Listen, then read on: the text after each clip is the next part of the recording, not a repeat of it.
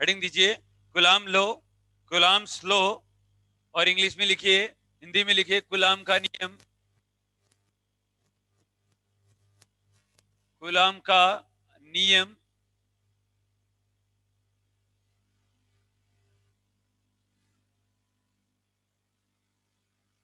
देखिए सबसे पहली बात तो यही है, अपन इलेक्ट्रोस्टैटिक पढ़ रहे हैं, विद्युत स्थितिकी पढ़ रहे हैं अपन, इलेक्ट्रोस्टैटिक। देखिए नाम से ही स्पष्ट है, इलेक्ट्रो और स्टैटिक, इसका मतलब ये होता है बच्चों, स्टैटिक बिहेवियर है यहाँ पर, कांस्टेंट बिहेवियर है। चार्ज जब पड़े रहेंगे, ठीक है, तो उनकी वजह से जो फील्ड होगा उसको अपन इलेक्ट्रिक फील्ड कहेंगे, उसी के नाम से आएगा इलेक्ट्रोस्टैटिक। तो ये एक तरीके से स्टैटिक बिहेवियर है, डायनामिक बिहेवियर नहीं है, स्टैटिक बिहेवियर है, इसीलिए इसका नाम है। दैट इज, आप इलेक्ट्रोस्टैटिक को आप ऐसे भी बोल सकते हो, electric field due to constant charge, ठीक है, ड्यू टू स्टैटिक चार्ज, आप ऐसा भी बोला जा सकता है। इलेक्ट्रोस्टैटिक का मतलब क्या हो गया बच्चों, electric field due to constant charge, due to static charge, आप ऐसा भी बोल सकते हो। इसीलिए इसका नाम देखो आपके तीन पार्ट में आएगा, देखो इलेक्ट्रोस्टैटिक, उसके बाद में आएगा मैग्नेटोस्टैटिक, उसके बाद क्या आएगा, मैग्नेटोस्टैटिक आएगा, ठीक है, उसके बाद क्या आएगा, मैग्नेटोस्टैटिक। मैं नॉर्मली चीज बताऊं आपको, मैं नॉर्मली बता रहा हूं, एक बार कुछ लिखना विखना कुछ नहीं है आपको, ठीक है। एक नाम आएगा इलेक्ट्रोस्टैटिक, पूरा पार्ट आएगा इलेक्ट्रोस्टैटिक में, आपको पता ही है कुलाम्स लॉ आएगा, गॉस लॉ आएगा, ठीक है, इलेक्ट्रिक पोटेंशियल आएगा, और इलेक्ट्रिक प्रेशर आएगा, ठीक है, और पोलराइजेशन आएगा, ध्रुवणता आएगा, पोलर मॉलिक्यूल आएगा, नॉन पोलर मॉलिक्यूल आएगा, ठीक है, ये छोटी छोटी बातें आएंगी। फिर अपने तीन चार पार्ट आएंगे, एक रोड आएगी, ठीक है, पहले चार्ज भी चार टाइप के चार्जेज आएंगे, एक डिस्क्रीट चार्ज आएगा, ठीक है, एक क्या नाम है, लाइन चार्ज आएगा, एक सरफेस चार्ज आएगा, एक वॉल्यूम चार्ज आएगा, ठीक है। तो उनकी वजह से अपन इलेक्ट्रिक फील्ड कैलकुलेट करेंगे। फिर गॉस ने एक गॉस लॉ आएगा, गॉस ने अपने को बहुत ही एक सिंपल सिमिट्री के लिए, सिमिट्री के लिए, सिमिट्री के लिए, सममिति के लिए अपने पास में इलेक्ट्रिक फील्ड निकालने का बहुत ही सीधा तरीका बताया, जिसको अपन गॉस लॉ बोलेंगे, ठीक है। तो गॉस लॉ निकालेंगे अपन, ड्यू टू स्पीयर, ठीक है, गोलीय, सिलेंडर, प्लेन, जिसके पास में प्लेन सिमिट्री है, जिसके पास सिलेंड्रिकल सिमिट्री है, जिसके पास में स्पेरिकल सिमिट्री है, तो उन तीनों टाइप की सिमिट्री के लिए गॉस लॉ बहुत आसानी से निकाल सकते हैं। आपको बताएंगे कि क्या क्राइटेरिया रहता है गॉस लॉ का, ठीक है। बाकी जो जनरल फॉर्म होती है, बाकी जो जनरल फॉर्म होती है, वो आपका क्या होता है, ये इसका अपन क्या करते हैं, डिस्क्रीट चार्जेस की वजह से भी, जिसको कंपोनेंट मेथड बोला जाता है, जिसको क्या बोला जाता है, कंपोनेंट मेथड बोला जाता है, वो आप किसी भी टाइप के चार्ज डिस्ट्रीब्यूशन की वजह से आप निकाल सकते हो, ठीक है, वो कहलाता है कंपोनेंट मेथड। सबसे पहले अपन कंपोनेंट मेथड ही पढ़ेंगे, उसके बाद अपन गॉस लॉ पढ़ेंगे, ठीक है, उसके बाद में ये चैप्टर खत्म हो जाएगा। उसके बाद अपन पोलराइजेशन पढ़ेंगे, अचालक, चालक, इनके अंदर भी अपन डिस्टिंक्शन करेंगे, कंडक्टर क्या होता है, इंसुलेटर क्या होता है, ठीक है, पोलर क्या होता है, नॉन पोलर क्या होता है, इन सब की बातें करेंगे। उसके बाद अपन विद्युत स्थितिकी खत्म हो जाएगा ये इलेक्ट्रोस्टैटिक, उसके बाद आ जाएगा मैग्नेटोस्टैटिक, उसके बाद क्या आ जाएगा, मैग्नेटोस्टैटिक आ जाएगा। मैग्नेटोस्टैटिक का नाम भी स्पष्ट है, magnetic field due to, due to constant current बोल सकते हो, ड्यू टू कांस्टेंट करंट बोला जा सकता है मैग्नेटोस्टैटिक। इसका मतलब ये हो गया, अगर अगर आपका चार्ज डेंसिटी, अगर आपका चार्ज डेंसिटी टाइम के रेस्पेक्ट में अगर वेरी नहीं करता है, तो मैग्नेटोस्टैटिक होता है। तो क्या होता है, मैग्नेटोस्टैटिक होता है। मतलब कहने का मतलब ये हुआ बच्चों, del rho upon delta T equal to zero होता है मैग्नेटोस्टैटिक के अंदर। चार्ज डेंसिटी टाइम के रेस्पेक्ट में कितना होता है, जीरो होता है, इसीलिए इसका नाम मैग्नेटिक पड़ा, ठीक है। That is magnetic field due to constant current, ठीक है। क्योंकि जब चार्ज डेंसिटी टाइम के रेस्पेक्ट में अगर चेंज करने लग जाएगा, तो रेडिएशन आने लग जाएगा। तब कैसा आने लग जाएगा, रेडिएशन, इलेक्ट्रोमैग्नेटिक वेव्स आने लग जाएगी। एक्सीलरेशन आने लग जाएगा। ठीक है, तो मैग्नेटोस्टैटिक में del rho upon delta T equal to क्या होता है, 0 होता है। ठीक है, तो इसीलिए उसको नाम मैग्नेटोस्टैटिक बोला जाता है। बाकी मैं बहुत सुंदर सुंदर बताऊंगा। तीसरा जो पार्ट आता है आपका, देखिए ये पूरा का पूरा जो चीजें होती है ना, ये इसके ऊपर डिपेंडेंट होती हैं। Divergence of E equal to rho upon epsilon zero, divergence of B equal to zero, और curl of E equal to minus del B upon delta T, और curl of B equal to mu naught J, और plus mu naught epsilon naught del E upon delta T. देखो बच्चों, ये होता है, 4 part होते हैं। ठीक है, देखिए इलेक्ट्रोस्टैटिक, आप क्या बोलोगे, इनको बोलना आता है, इनको बोलना आता है, क्या बोलोगे बच्चों, बोलो। ये मैक्सवेल इक्वेशन है। ये कौन सी इक्वेशन है? ऐसे ऐसे एक ध्यान रखना, आप चीजों को बस नॉर्मली बता रहा हूं मैं, कोई मैं शुरू नहीं किया है। सिर्फ जैसे अपन पहली क्लास में पढ़ते हैं ना, क्या क्या गढ़, ठीक है, क्या क्या गढ़ पढ़े हैं ना, पहली क्लास का, दूसरे नंबर, तीसरा नंबर, 3 3 दून 6, 3 3 9, 3 4 12, इस तरीके से पढ़े हैं ना। मैं वैसे बता रहा हूँ कि आपके बीच रास्ते में क्या क्या चीजें आएंगी। आप 12th का जो इलेक्ट्रोस्टैटिक जो पार्ट है, उसके बीच रास्ते में क्या क्या चीजें आएंगी वो बता रहा हूँ। ये है मैक्सवेल इक्वेशन। ये क्या है, बोलो। मैक्सवेल इक्वेशन, बोलो। ये क्या है? Maxwell equation. सबसे इसको क्या बोलते हैं? इसको बहुत सारे बच्चे ऐसे बोलते हैं डेल डॉट ई। ये डेल डॉट ई नहीं होता है बच्चों, डाइवर्जेंस ऑफ ई होता है। बोलिए कि divergence of E equal to rho upon epsilon naught. बोलो, divergence of E equal to rho upon epsilon naught. इसको बोला जाता है divergence of B equal to 0। ठीक है, ये बच्चों ये क्या है? ये गोस लॉ का डिफरेंशियल फॉर्म है। ये कौन सा फॉर्म है? गोस लॉ का डिफरेंशियल फॉर्म है। ये गोस लॉ ही है, लेकिन इसका डिफरेंशियल फॉर्म है। और जो आप लिखते हो वो कौन सा फॉर्म होता है? इंटीग्रल फॉर्म होता है। वो कौन सा फॉर्म होता है? इंटीग्रल फॉर्म होता है। ये मैग्नेटोस्टैटिक का, ठीक है, ये गोस लॉ मैग्नेटोस्टैटिक का डिफरेंशियल फॉर्म है। ये बच्चों फैराडे लॉ है। ये क्या है? फैराडे लॉ का डिफरेंशियल फॉर्म है ये। समझ गए मेरी बात को? और ये बच्चों एम्पियर करेक्शन है। ये कैसा है? एम्पियर करेक्शन है। इस तरीके की 4 चीजें आएंगी। तो बच्चों इसी को ही बोला जाता है इलेक्ट्रोस्टैटिक। देखिए, देखिए इसी को ही बोला जाता है इलेक्ट्रोस्टैटिक। आप तो कोई पूछे ना कि इलेक्ट्रोस्टैटिक क्या होता है, तो आप तो बता देना sir divergence of E equal to rho upon epsilon zero. अपने आप समझ जाएगा, जिसको समझना होगा वो। अच्छा पढ़ा लिखा है अपने आप समझ जाएगा। ठीक है, नहीं पढ़ा लिखा है तो वैसे ही नहीं समझ पाएगा। ठीक है, दूसरा देखिए बच्चों, इसको डाइवर्जेंस ऑफ बी बोलते हैं, इक्वल टू 0। इसको क्या बोला जाता है? Divergence of B equal to 0। इसको क्या बोला जाता है बच्चों? Curl of E equal to minus del B upon delta T. ठीक है, इसको क्या बोला जाता है? Curl of B equal to mu naught J plus mu naught epsilon naught del E upon delta T. अब देखो, अब देखो एक बात सुनो। आपने कभी ये भी सुना होगा curl of E equal to 0, ये भी नाम आएगा। Curl of E equal to 0, ये भी नाम आएगा आने वाले टाइम के अंदर। ये बड़ी मोस्ट इंपोर्टेंट इसकी प्रॉपर्टीज होती हैं। इसका मतलब क्या है बच्चों? कर्ल ई इक्वल टू 0 क्या है? Curl E equal to 0। इसका मतलब इलेक्ट्रिक फील्ड का, इलेक्ट्रिक फील्ड का कर्लिंग नेचर नहीं होता है। इलेक्ट्रिक फील्ड का कर्लिंग नेचर नहीं होता है।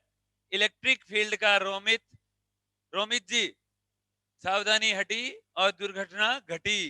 ठीक है, मेरी क्लास के अंदर आप इधर उधर नहीं देख सकते। ठीक है, आपको इधर ही देखना है, चाहे समझ में आए या ना आए। ठीक है, ना आए तो बोलो हाँ, ना, कुछ भी बोलो एनीवन। देखिए मैं आप बड़ी बड़ी चीजें रिलेट नहीं कर रहा हूं, एक बार ऐसे ही नॉर्मली बता रहा हूं मैं, आएंगी क्या क्या चीजें। ठीक है, देखो, जब आपको जब आपको ये पता है कि मुझे जाना कहाँ है, तो आप रास्ता ढूंढ ही लोगे, ऑब्वियस सी बात है। ठीक है, जब आपको पता ही नहीं है कि मुझे जाना कहाँ है, तो आप रास्ता नहीं ढूंढ पाओगे। बराबर, सही कह रहा हूं? ठीक है, तो अपने को जाना यहाँ है। ठीक है, 12वीं क्लास में अपने को जाना यहाँ है। ये बहुत बड़ा इंपॉर्टेंट पार्ट है आपका, हर जगह काम में आएगा।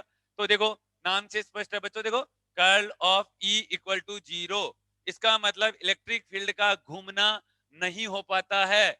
इलेक्ट्रिक फील्ड घूमता कभी भी नहीं है। ठीक है, देखो डाइवर्जेंस, डाइवर्जेंस का मतलब डाइवर्ज करना, फैलना। डाइवर्जेंस का मतलब क्या होता है? फैलना। तो इसका मतलब डाइवर्जेंस का वैल्यू कुछ ना कुछ आ रहा है, इसका मतलब इलेक्ट्रिक फील्ड का फैलने का नेचर होता है। इलेक्ट्रिक फील्ड का क्या होता है? फैलने का नेचर होता है, और सीधा फैलता है। कैसा फैलता है? सीधा फैलता है। तो इसको बोला जाता है कि इलेक्ट्रिक फील्ड का हमेशा स्ट्रेट लाइन नेचर होता है। इलेक्ट्रिक फील्ड का नेचर कैसा होता है बच्चों? स्ट्रेट लाइन होता है, सीधी रेखा में मूव करता है, ये सीधा चलता है, घूमता कभी नहीं है ये। क्यों? क्यों नहीं घूमता है? क्योंकि इसका कर्ल हमेशा कितना होता है? जीरो होता है। दूसरा देखिए बच्चों, divergence of B equal to zero. Magnetic field का फैलने का नेचर नहीं होता है। और आपने जाने अनजाने में कभी पढ़ा भी होगा, curl of B equal to mu naught J. Curl of B equal to mu naught J, आपने ये पढ़ा होगा। इसका मतलब इसके घूमने का नेचर होता है, इसका घूमने का नेचर होता है, फैलने का नेचर इसका नहीं होता है। समझ गए? अब देखो, नाम आता है इलेक्ट्रोस्टैटिक, नाम आता है मैग्नेटोस्टैटिक, ये इलेक्ट्रोस्टैटिक है। ये क्या है? इलेक्ट्रोस्टैटिक है। दैट इज ये स्टैटिक बिहेवियर है। दैट इज ये क्या है? स्टैटिक बिहेवियर है। ठीक है, कांस्टेंट बिहेवियर है। चार्ज पड़े रहेंगे और उनकी वजह से क्या आएगा? इलेक्ट्रिक फील्ड आएगा। पहली बात ये है। दूसरी बात बताओ बच्चों, इलेक्ट्रिक फील्ड क्या होता है? इलेक्ट्रिक फील्ड क्या होता है? आपको बड़ी लोकल लैंग्वेज में बोलना है इलेक्ट्रिक फील्ड क्या होता है। ठीक है, इलेक्ट्रिक फील्ड ऐसे बोलना है कि जैसे चार्जेस पड़े हैं, ठीक है, जैसे क्या है, चार्जेस पड़े हैं, तो चार्ज का अपना फील्ड होगा। चार्ज का अपना क्या होगा? फील्ड होगा। अपने फील्ड का कैसे पता चलेगा? अपने फील्ड का कैसे पता चलेगा बच्चों? अपने फील्ड का तब पता चलेगा जब अपन किसी दूसरे चार्ज को उसके फील्ड में लाएंगे, या तो वो क्या करेगा? अट्रैक्ट करेगा, या वो क्या करेगा? रिपेल करेगा। ठीक है, तो वो उसका फील्ड कहलाता है। वो उसका क्या कहलाता है? फील्ड कहलाता है। हिंदी में उसको क्षेत्र कहते हैं, वो उसका क्षेत्र कहलाता है। ठीक है, वो पर्टिकुलर उस फील्ड कहलाएगा, उसको अपन इलेक्ट्रिक फील्ड बोलेंगे। ठीक है, चार्ज कितने टाइप के आएंगे? दो टाइप के चार्ज आएंगे। ठीक है, समझ में आ गए? एक पॉजिटिव चार्ज होगा और एक क्या होगा? नेगेटिव चार्ज होगा। और पॉजिटिव पॉजिटिव हमेशा रिपेल करेंगे, पॉजिटिव नेगेटिव हमेशा क्या करेंगे? अट्रैक्ट करेंगे। ठीक है, मास कितने टाइप का होता है बच्चों? चार्ज दो टाइप का होता है। मास कितने टाइप का होता है? मास एक टाइप का होता है, अट्रैक्टिव नेचर ही बोला जाता है। ठीक है, आपने पढ़ा है ना, ये 11वीं क्लास में पढ़ा है, चार टाइप की इंटरेक्शन होती है, पढ़ा है। चार टाइप की इंटरेक्शन होती है, electro, gravity, gravitational field. Gravitational field में हमेशा नेगेटिव का साइन आता है, आपने देखा होगा, वो अट्रैक्टिव नेचर को ही शो करता है। तो मास का हमेशा अट्रैक्टिव नेचर होता है। समझ रहे हैं मेरी बात को? चंद्रमा, सूरज, सब सब एक अपनी अपनी जगह टिके हुए हैं अट्रैक्टिव नेचर की वजह से। ठीक है, ग्रेविटेशनल जो अट्रैक्शन है वो दिखेगा नहीं, वो आपको क्या नहीं, फील नहीं हो पाएगा, क्योंकि उसकी स्ट्रेंथ कमजोर होती है, उसकी स्ट्रेंथ कम होती है। ठीक है, लेकिन बड़ी बॉडीज में, बड़े मासेज के अंदर वो दिखता है। जैसे चंद्रमा और सूरज देख लीजिए, नहीं तो भाग जाते हैं कब के ही। ठीक है, ये अट्रैक्टिव नेचर की वजह से ये टिके हुए हैं। समझ रहे हैं मेरी बात को? चार्ज कितने टाइप का होता है बच्चों? दो टाइप का होता है, एक पॉजिटिव चार्ज होता है, एक नेगेटिव चार्ज होता है। समझ रहे हो? तो ये स्टैटिक है, ये कांस्टेंट बिहेवियर है, ये मैग्नेटोस्टैटिक है, स्टैटिक है फिर भी। अब देखो बच्चों, ये देखो,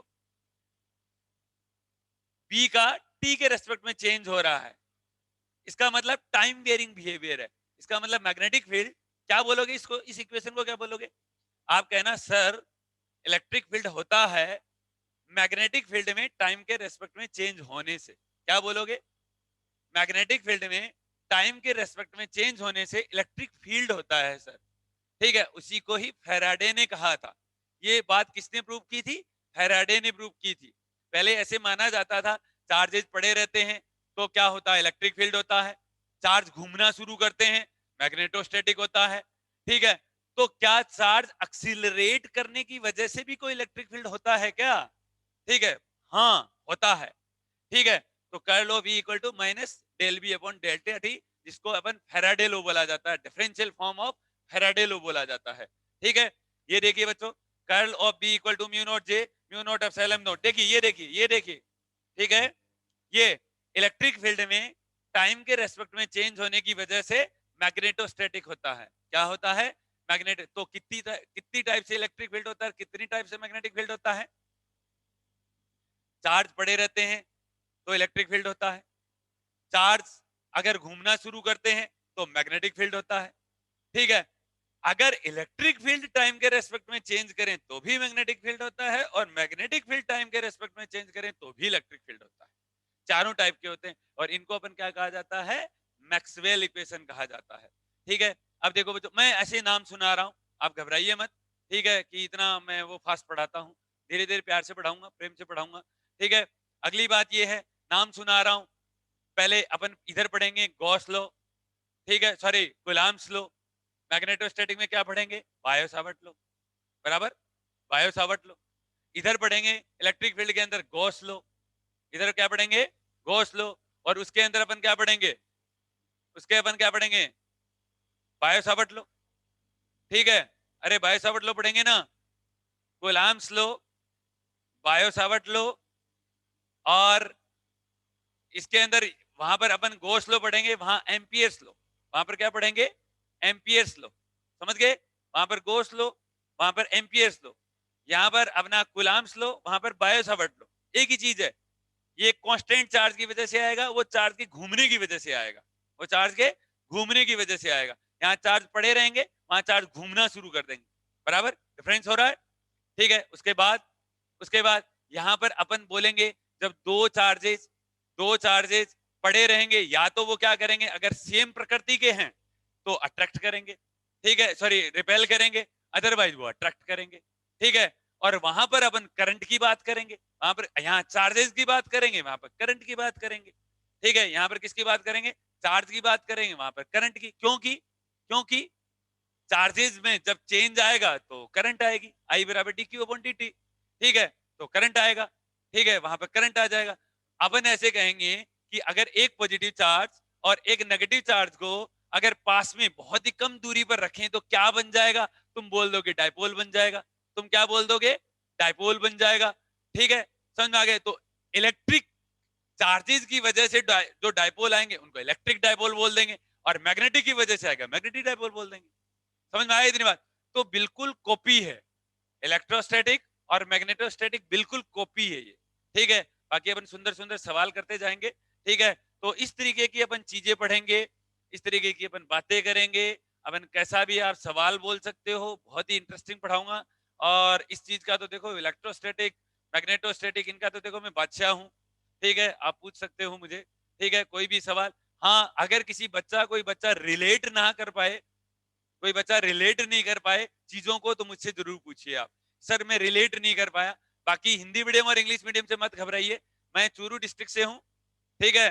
तो मैं चूरू डिस्ट्रिक्ट से हूँ, तो आपको पता ही है चूरू में क्या बोला जाता है, ठीक है। इंग्लिश तो हमें आती ही नहीं थी कभी, ठीक है, हमने सोच भी नहीं सकते हम तो, ठीक है। तो हमारे कोई लैंग्वेज किसी चीज का मोहताज नहीं है, तो लैंग्वेज से कभी मत डरना, ठीक है। हाँ, कुछ कुछ क्या होता है कि मैं बड़े बच्चों को पढ़ाया है मैंने, तो कुछ कुछ टर्मिनोलॉजी जो मेरी है वो इंग्लिश में आती है, ठीक है, लेकिन आप उसी टाइम मेरे को हिंदी में पूछ लेना, ठीक है। बाकी ये जो वीडियो बना रहा हूं मैं, आप बच्चों का जो वीडियो बना रहा हूँ, ये वीडियो तुरंत अपलोड होगा। अगर एक बार में ये वीडियो समझ में नहीं आए तो दोबारा देख लेना, 3 बार देख लेना, 4 बार देख लेना, अपने घर की ही बात है, ठीक है। आपकी कोई लिमिट नहीं लगाएंगे इसके ऊपर, ठीक है। समझ गए मेरी बात को, तो अपना अब मुद्दा है, ये सब बातें तो नॉर्मल जानकारी दी थी, थोड़ा थोड़ा बताया था।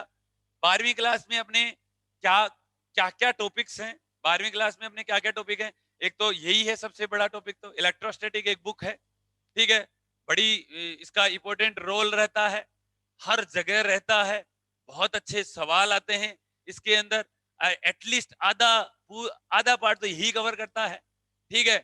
समझ रहे हैं मेरी बात को। उसके बाद आपका कुछ पार्ट न्यूक्लियर का है, कुछ पार्ट आपका इलेक्ट्रॉनिक्स का है, ठीक है, दैट इज सेमीकंडक्टर है, ट्रांजिस्टर है, ठीक है। और AND gate, OR gate, NOR gate, NAND gate, वो हैं कुछ चीजें, छोटी छोटी हैं, इंपॉर्टेंट सी हैं, बहुत ही अच्छा आता है इलेक्ट्रॉनिक्स का, मैं बहुत बड़ा बादशाह हूँ, ठीक है। वो तो पूछना कभी मेरे बारे में, इलेक्ट्रॉनिक्स के बारे में, ठीक है।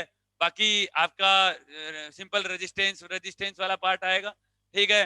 क्या नाम है, कलर कलर वाले पहचानने वाले वो आएंगे शायद, ठीक है। और बाकी पोटेंशियोमीटर या इस टाइप का विटस्टोन ब्रीजर, ये एक शायद चैप्टर है, ठीक है। इस तरीके से सारे चैप्टर को अपन बहुत अच्छे से पढ़ेंगे, ठीक है। लिखना, देखिए मैं मेरी क्लास का जिस दिन पढ़ाऊंगा आपको, मैं उसी दिन ही रटवा दूंगा, आप तो उसकी चिंता ही ना करें। दूसरी बात एक चीज है, कोई भी चीज आप रिलेट नहीं कर पाओ तो मुझे तुरंत ही बोल देना, सर मुझे तो इंटरेस्ट नहीं आया, मजा नहीं आया, मुझे लोकल लैंग्वेज में बताइए आप। ठीक है, तो मैं लोकल लैंग्वेज में बता दूंगा इसका मीनिंग बेटा ये होता है। ठीक है, तो इस तरीके की चीजें अपन करेंगे। और बाकी आज से अपन शुरू कर रहे हैं, अभी अपन कुलाम्स लॉ से ही शुरू करेंगे। ठीक है, और कहीं से भी अगर आप रिलेट नहीं कराओगे ना, मेरे पास में 20 तरीके हैं एक प्रॉब्लम को समझाने के। ठीक है, 20 तरीके आते हैं मेरे को एक प्रॉब्लम को समझाने के, लोकल लैंग्वेज में, इंग्लिश में, हिंदी में, मारवाड़ी में। ठीक है, और कोई लैंग्वेज हो तो वो भी बता देना मुझे। ठीक है, मैं उसमें भी समझा दूंगा। समझ में आ गया इतनी बात? तो कोई भी, और बाकी थोड़ा सा एक्साइटेड स्टेट में आके पढ़ा करो। आप बच्चों में इतना पोटेंशियल है ना, आपको खुद को नहीं पता है आप में कितना पोटेंशियल है। इतने होनहार बच्चे हो आप। ठीक है, आप में बहुत पोटेंशियल होता है वैसे। ठीक है, आप पहचान नहीं पाते हो वो एक अलग बात है। ठीक है, मैं आपकी जानकारी दे दूंगा। ठीक है, कि आप में कितना पोटेंशियल है। बस अपना जिस दिन अपन क्लास करें उसी दिन ही आप क्या कर लेना, उस चीज को पूरी तरीके से तैयार कर लेना। और दूसरे दिन मैं पूछूंगा ऐसा का ऐसा ही। ठीक है, मेरे को ऐसा का ऐसा ही बता देना। ठीक है, और नहीं मैं ऐसे के ऐसे ही आपको इलाज भी कर दूंगा। समझ गए मेरी बात को? ठीक है, ये भी मेरे पास ऑप्शन रहता है। ठीक है, और अपना किसी भी बच्चे को कोई चार्जेस वार्जेस कुछ नहीं है।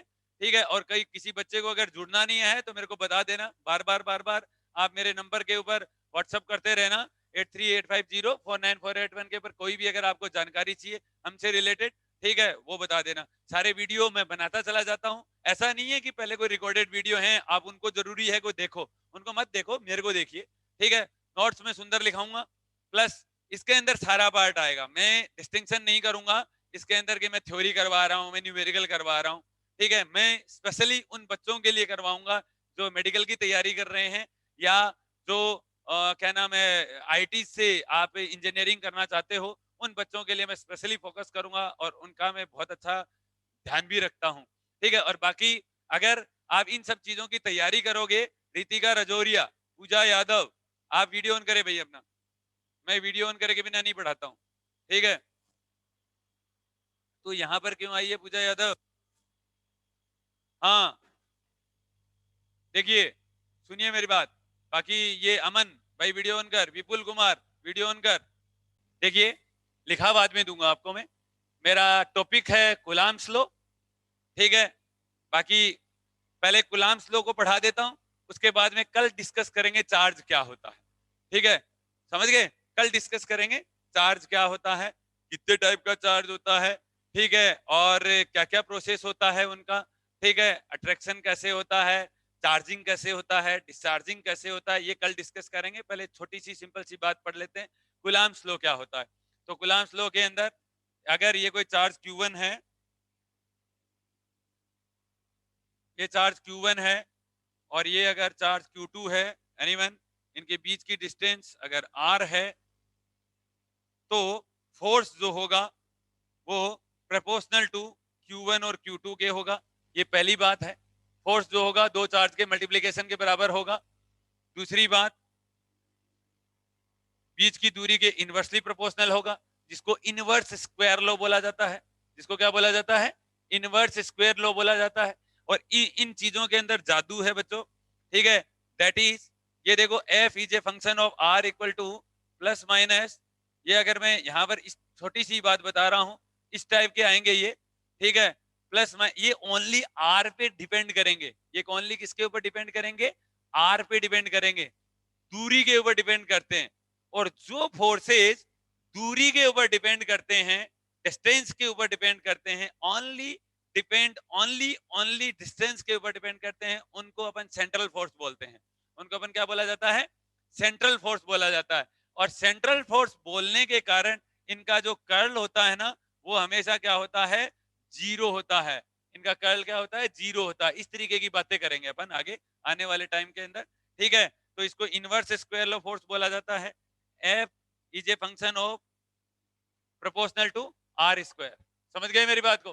तो अगर अपन प्रोपोर्शनलिटी साइन हटाते हैं, ठीक है, प्रोपोर्शनलिटी साइन अगर हटाएंगे तो इसको मैं मिक्स फॉर्म में ये लिख दूंगा, Q1 Q2 अपॉन क्या हो जाएगा? R square. और अगर मैं प्रोपोर्शनलिटी साइन हटाऊंगा तो K आ जाएगा, K Q1 Q2 अपॉन कितना आ जाएगा? आर स्क्वायर आ जाएगा।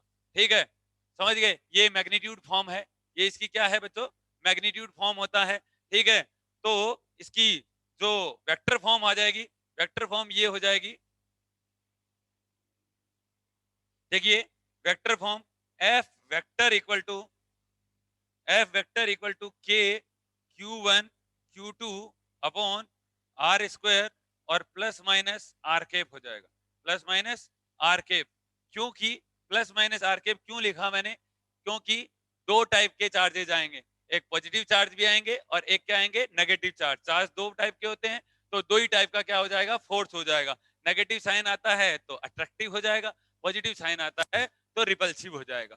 ठीक है, तो दो टाइप के चार्जेज हो जाएंगे, लिखना आपको कुछ भी नहीं है, सिंपल बातें बता रहा हूं। अब ये वेक्टर फॉर्म मुझे बतानी है आपको, ठीक है, कि वेक्टर फॉर्म क्या होता है। के का वैल्यू कितना होता है बच्चों, 1/4 पाई एप्सिलॉन नॉट होता है। एप्सिलॉन नॉट क्या होता है बच्चों, permittivity of free space, permittivity of free space,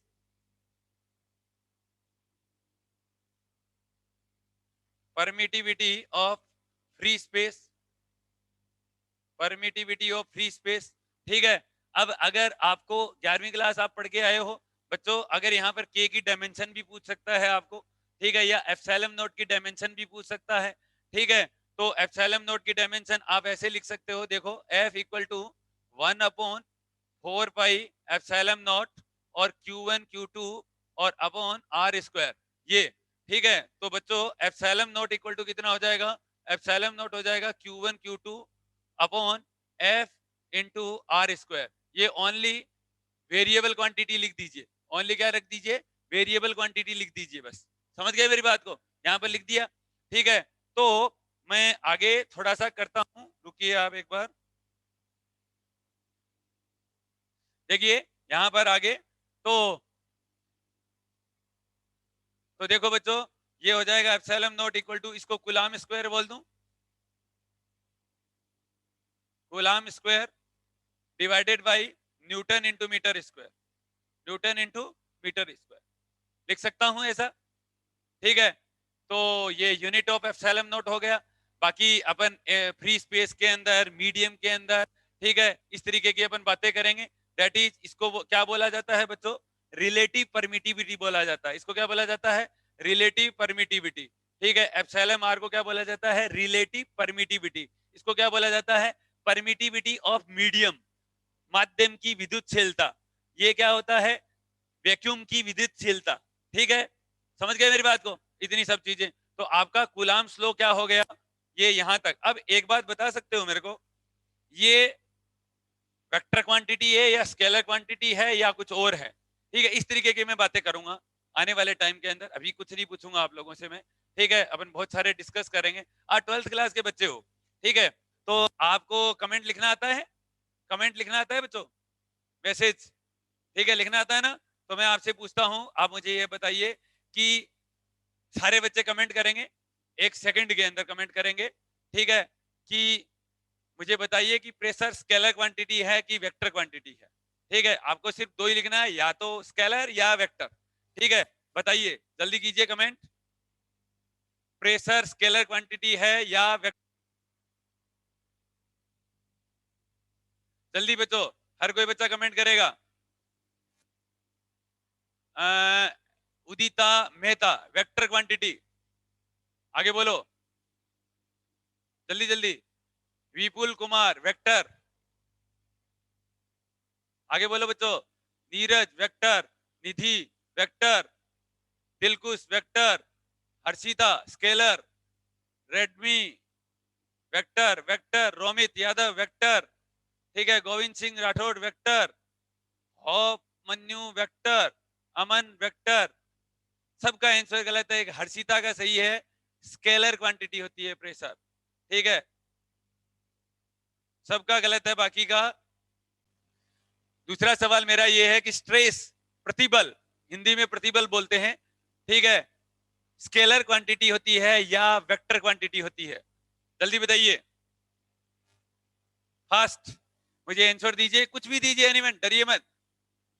scalar quantity, Arvind Kumar, scalar, scalar, scalar, vector, Aparna, scalar और स्केलर वेक्टर दोनों ही नहीं होती सर, शायद रचित, और वेक्टर वेक्टर, हाँ भाई ना स्केलर होती है और ना वेक्टर होती है, टेंसर क्वांटिटी होती है। प्रतिबल क्या होता है बच्चों? टेंसर क्वांटिटी होती है। स्ट्रेस क्या होता है? टेंसर क्वांटिटी होता है। टेंसर क्यों होता है बच्चों? ठीक है, मैं बता रहा हूं टेंसर क्यों होता है। क्योंकि स्ट्रेस 3 टाइप का होता है। टेंजेंट भी लगता है, परपेंडिकुलर टू द लेंथ भी लगता है, ठीक है, और परपेंडिकुलर टू द प्लेन भी लगता है। इसलिए स्ट्रेस टेंसर उसके 9 कंपोनेंट होते हैं। उसके कितने कंपोनेंट होते हैं? 9 कंपोनेंट होते हैं। ठीक है, ऐसे ही नॉर्मल नॉर्मल जानकारी दे रहा हूं मैं आपको। ठीक है, जल्दी बताइए अगला क्वेश्चन तीसरा। वर्क डन स्केलर क्वांटिटी होती है कि वेक्टर क्वांटिटी होती है? सबको कमेंट करना जरूरी है, कुछ भी कीजिए। ठीक है, वर्क डन स्केलर, अब की बार सही आएगा स्केलर। एक बच्चे ने लिखा है हर्षिता स्केलर, जल्दी जल्दी कमेंट करो बच्चों। स्केलर, स्केलर, हाँ ये आपको पता है वर्क और एनर्जी स्केलर क्वांटिटी होती है। क्योंकि क्योंकि दो वेक्टर का डॉट प्रोडक्ट हमेशा क्या होता है? स्केलर क्वांटिटी होता है। एफ डॉट डी एस, दो वेक्टर का डॉट प्रोडक्ट हमेशा क्या होता है बच्चों? स्केलर क्वांटिटी होती है। ठीक है, अमन समझ में आ रहा है? अमन समझ में आ रहा है? ठीक हो, हाँ या ना बोल दो, क्योंकि सबकी आवाज नहीं सुन पाता हूं मैं। ठीक है, तो हाँ या ना बोल दीजिए बस। अगला सवाल मेरा ये है कि आप मुझे ये बताइए कि क्या स्ट्रेस की डायमेंशन क्या होती है? सॉरी, स्ट्रेन, स्ट्रेन की डायमेंशन क्या होती है? स्ट्रेन, STRAIN, स्ट्रेन की डायमेंशन क्या होती है? सर क्लास आज तक, सर क्लास अटक अटक रही है। तो जिस बच्चे का क्लास में थोड़ा डिस्टरबेंस हो रहा है तो एक बार दोबारा से ज्वाइन करें क्लास को, मतलब वहीं से रिमूव करके दोबारा से ज्वाइन करें, आपको सही आने लग जाएगा।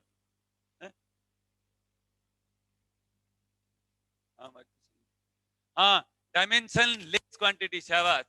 ठीक है, स्ट्रेन डायमेंशन लेस क्वांटिटी होती है। बच्चों बताइए मुझे एंगल क्या होता है? Angle, angle equal to arc upon radius, वो भी डायमेंशन लेस क्वांटिटी होती है। ठीक है, इस तरीके की चीजें अपन करेंगे। आप मुझे ये बताइए अगला सवाल, परमिटिविटी और स्केलर क्वांटिटी होती है कि वेक्टर क्वांटिटी होती है?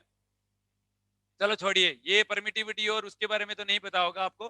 ठीक है, तो आप मुझे बताइए moment of inertia, moment of inertia scalar quantity होता है कि वेक्टर क्वांटिटी होता है? Moment of inertia scalar quantity होता है या वेक्टर क्वांटिटी? शाबाश, टेंसर क्वांटिटी। ठीक है, क्योंकि उसके 9 कंपोनेंट होते हैं इसलिए टेंसर क्वांटिटी होता है। ऑल्सो बच्चों परमिटिविटी और ऑल्सो बच्चों परमेबिलिटी, ये भी टेंसर क्वांटिटी होती है। ठीक है, तो आपको इन सब चीजों का ध्यान रखना है, थोड़ी चीजें बताऊंगा। और